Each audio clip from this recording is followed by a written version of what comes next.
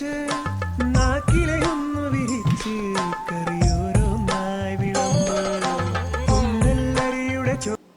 നമുക്ക് ribs roast ചെയ്തെടുക്കുന്നത് നോക്കാം. ഞാനിവിടെ പോർക്കിന്റെ റിബ്സ് ആണ് എടുത്തേക്കുന്നത്. ഇത് നമുക്ക് വേണമെന്നുണ്ടെങ്കിൽ ബീഫിന്റെ അല്ലെങ്കിൽ മട്ടന്റെ റിബ്സും ഇതേപോലെ നമുക്ക് റോസ്റ്റ് ചെയ്തെടുക്കാം. പിന്നെ റിബ്സ് എടുക്കുമ്പോൾ കട്ട് ചെയ്യാണ്ട് വേണമെന്നുണ്ടെങ്കിൽ ഒറ്റ പീസായിട്ട് എടുക്കുക. ഞാനിവിടെ റിബ്സ് ഓരോന്നും ഓരോ പീസായിട്ട് കട്ട് ചെയ്തെടുത്തിട്ടുണ്ട്. ഞാനിവിടെ 1 കിലോ റിബ്സ് ആണ് എടുത്തേക്കുന്നത്. ഈ റിബ്സിലേക്ക് നമുക്ക് അരച്ച് ചേർക്കാൻ വേണ്ടിയിട്ട് ഞാനിവിടെ ഒരു വലിയ കഷ്ണം ഇഞ്ചി എടുത്തിട്ടുണ്ട്. ഇതേപോലത്തെ നല്ല എരിവുള്ള 10 പച്ചമുളക് എടുത്തിട്ടുണ്ട്. 15 വലിയ വെളുത്തുള്ളി എടുത്തിട്ടുണ്ട്. പിന്നെ 1 ടേബിൾ സ്പൂൺ കുരുമുളക്. ഇതെല്ലാം കൂടിയിട്ട് നന്നായിട്ട് പേസ്റ്റ് പോലെ അരച്ചെടുക്കണം. പിന്നെ ഞാനിവിടെ ഒരു വലിയൊരു സവോള സ്ലൈസ് ചെയ്തിട്ട് വറുത്തെടുത്തിട്ടുണ്ട്. ഈ സവോള നന്നായിട്ട് പേസ്റ്റ് പോലെ അരച്ചെടുക്കണം. പിന്നെ നമുക്ക് ഇതിലേക്ക് വേണ്ട മസാലപ്പൊടികൾ ഞാനിവിടെ 1 ടേബിൾ സ്പൂൺ മുളക് പൊടി എടുത്തിട്ടുണ്ട്. 1/4 ടേബിൾ സ്പൂൺ മഞ്ഞൾപ്പൊടി, 1/2 ടേബിൾ സ്പൂൺ മല്ലിപ്പൊടി, 1/2 table spoon garam masala, 2 table spoon തൈര്, പിന്നെ കറിവേപ്പില. പിന്നെ ഇതിലേക്ക് നമുക്ക് ആവശ്യത്തിന് ഉപ്പും വേണം. എന്നിട്ട് ഇതെല്ലാം കൂടിയിട്ട് നമ്മൾ റിബ്സിൽ നന്നായിട്ട് മിക്സ് ചെയ്തിട്ട് റിബ്സ് നമ്മളൊരു 4 മണിക്കൂർ റിബ്സ് നമ്മൾ മാരിനേറ്റ് ചെയ്ത് വെക്കും. അത് കഴിഞ്ഞിട്ടാണ് റിബ്സ് എടുത്തിട്ട് നമ്മൾ റോസ്റ്റ് ചെയ്യുന്നത്. ഇതെല്ലാം കൂടിയിട്ട് നമുക്ക് നന്നായിട്ട് പേസ്റ്റ് പോലെ അരച്ചെടുക്കാം. ഇതിന് വേണ്ടിയിട്ട് ഈ ജാറിലേക്ക് നമുക്ക് കുരുമുളക് ഇടാം, ഇഞ്ചി ചേർക്കാം, കുറച്ച് ചെറിയ പീസായിട്ട് ചേർക്കാം, പച്ചമുളകും വെളുത്തുള്ളിയും ചേർക്കാം. ഇനി ഇത് മൂന്നും കൂടിയിട്ട് നമുക്ക് നന്നായിട്ട് പേസ്റ്റ് പോലെ അരച്ചെടുക്കാം. ഈ സവോള വറുത്തത് നമുക്ക് സെപ്പറേറ്റ് അരച്ചെടുക്കാം. നന്നായിട്ട് ക്രഷ് ചെയ്തെടുത്തിട്ടുണ്ട്. ഇത് നന്നായിട്ട് പേസ്റ്റ് പോലെ അരിഞ്ഞു കിട്ടണമെന്നുണ്ടെങ്കിൽ ഇതിലേക്ക് നമുക്ക് കുറച്ച് വെള്ളം കൂടിയും ചേർക്കാം.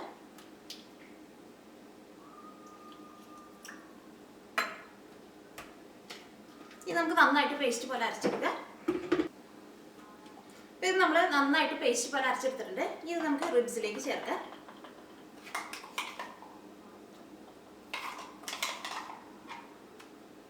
ഈ സവോള നമുക്ക് ഇതേപോലെ തന്നെ അരച്ചെടുക്കാം. സവോള അരച്ചെടുക്കുമ്പോൾ ഇതിലേക്ക് നമ്മൾ വെള്ളം ചേർക്കേണ്ട ആവശ്യമില്ല. നന്നായിട്ട് പേസ്റ്റ് പോലെ അരിഞ്ഞു കിട്ടും നമുക്ക്.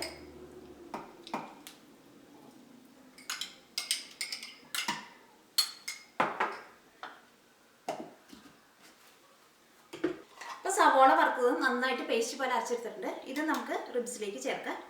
ഈ റിബ്സിലേക്ക് നമുക്ക് ആവശ്യത്തിന് ഉപ്പ് ചേർക്കാം. ഇതിലേക്ക് നമുക്ക് മസാലപ്പൊടികൾ ചേർക്കാം. മഞ്ഞൾപ്പൊടി ചേർക്കാം, മുളക് പൊടി ചേർക്കാം. ഈ മുളക് പൊടിക്ക് നമ്മുടെ എരിവിനനുസരിച്ച് ചേർക്കാം. പിന്നെ മല്ലിപ്പൊടി ചേർക്കാം, ഗരം മസാല, തൈര്, കറിവേപ്പില. ഇതെല്ലാം കൂടിയിട്ട് നമുക്ക് നന്നായിട്ടൊന്ന് മിക്സ് ചെയ്യാം.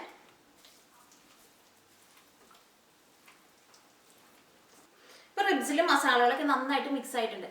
ഇനി ഇത് കുറഞ്ഞത് ഒരു 4 മണിക്കൂറെങ്കിലും റിബ്സ് നമ്മൾ മാരിനേറ്റ് ചെയ്യാൻ വേണ്ടിയിട്ട് വെക്കണം. അത് കഴിഞ്ഞിട്ട് വേണം ഇതെടുത്തിട്ട് നമുക്ക് റോസ്റ്റ് ചെയ്യാൻ വേണ്ടിയിട്ട്.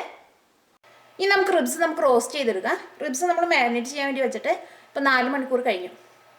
ഞാൻ അതിന് വേണ്ടിയിട്ട് നല്ലൊരു കട്ടിയുള്ള ഒരു പാൻ വയ്ക്കാം. ഈ പാനിൻ്റെ ഉള്ളിലേക്ക് നമ്മൾ റിബ്സ് നേരിട്ട് ഇടാനല്ല ചെയ്യണത്. ഫോയിലർ പേപ്പറിൽ നമ്മൾ പൊതിഞ്ഞിട്ട് റിബ്സ് നമ്മൾ ഈ കട്ടിയുള്ള ഈ പാനിൽ വെക്കും. എന്നിട്ട് റിബ്സ് ഒരു 3/4 ഭാഗം വെന്ത് കഴിയുമ്പോൾ ആ ഫോയിലർ പേപ്പർ എടുത്ത് മാറ്റും. ഈ ഫോയിലർ പേപ്പറിൽ ഏറ്റവും ആദ്യം നമ്മൾ റിബ്സ് പൊതിഞ്ഞ് വെക്കുന്നത് എന്തിനാന്ന് വെച്ചിട്ടുണ്ടെങ്കിൽ അപ്പോൾ റിബ്സിൻ്റെ ഉള്ളിലേക്ക് മസാലകളൊക്കെ നന്നായിട്ട് പിടിക്കുകയും ചെയ്യും, റിബ്സ് നന്നായിട്ട് വേവുകയും ചെയ്യും, മസാലകളൊട്ട് കരിഞ്ഞു പോവുകയില്ല. അപ്പോൾ അതിന് വേണ്ടിയിട്ട് നമ്മുടെ ഈ പാൻ നന്നായിട്ട് ചൂടായിട്ടുണ്ട്. ഇതിൻ്റെ ഉള്ളിലേക്ക് നമുക്ക് ഫോയിലർ പേപ്പർ വയ്ക്കാം.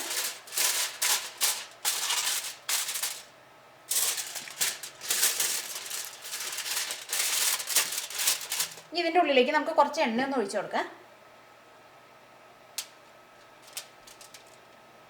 ഒരുപാട് എണ്ണ ഒഴിക്കണ്ട, പതുക്കെ ഇങ്ങനെ ഒന്ന് തെളിച്ചു കൊടുത്താൽ മതി.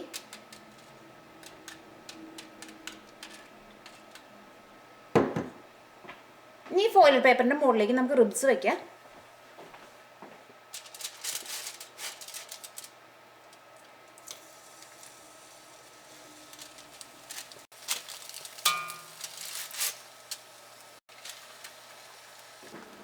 ഇതിൻ്റെ മുകളിലും നമുക്ക് ഫോയിലർ പേപ്പർ വെച്ചിട്ട് നന്നായിട്ടൊന്ന് കവർ ചെയ്യുക.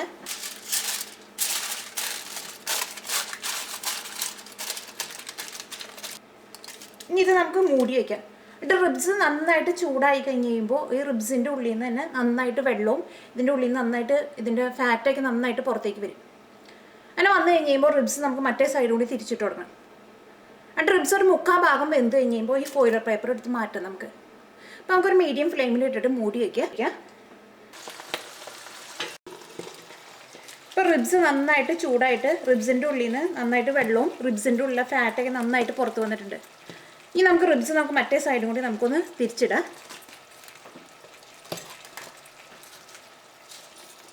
റിബ്സ് നമുക്ക് നന്നായിട്ടൊന്ന് കവർ ചെയ്തിട്ട് ഞാൻ ഒന്നും കൂടി ഒന്ന് മൂടി വയ്ക്കാം. റിബ്സ് 3/4 ഭാഗം വെന്ത് കഴിയുമ്പോൾ ഈ ഫോയിലർ പേപ്പർ എടുത്തിട്ട് നമുക്ക് മാറ്റാം. നമുക്ക് മൂടി വയ്ക്കാം. ഇപ്പോൾ റിബ്സ് ഒരു 3/4 ഭാഗം വേവായിട്ടുണ്ട്. ഇനി നമുക്ക് ഈ ഫോയിലർ പേപ്പർ എടുത്തിട്ട് നമുക്ക് മാറ്റാം.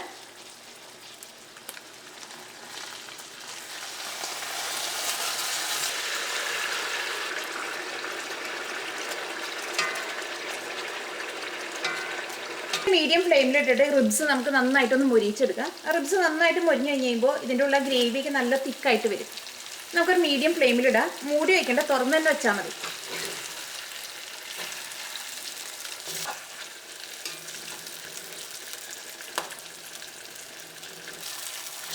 ഇപ്പോൾ റിബ്സ് നന്നായിട്ട് റോസ്റ്റായിട്ട് വന്നിട്ടുണ്ട്. ഇതിൻ്റെ ഗ്രേവിക്ക് നല്ല തിക്കായിട്ടുണ്ട്. റിബ്സൊക്കെ നന്നായിട്ട് മൊരിഞ്ഞിട്ടുണ്ട്. ഇനി നമുക്ക് തീ ഓഫ് ചെയ്യാം. നമ്മളെ പച്ചമുളകും കുരുമുളകും അരച്ച് ചേർത്താനും നല്ല എരിവുണ്ട്. ഇനി നമുക്കൊരു സർവിങ് പ്ലേറ്റിലേക്ക് പകർത്താം.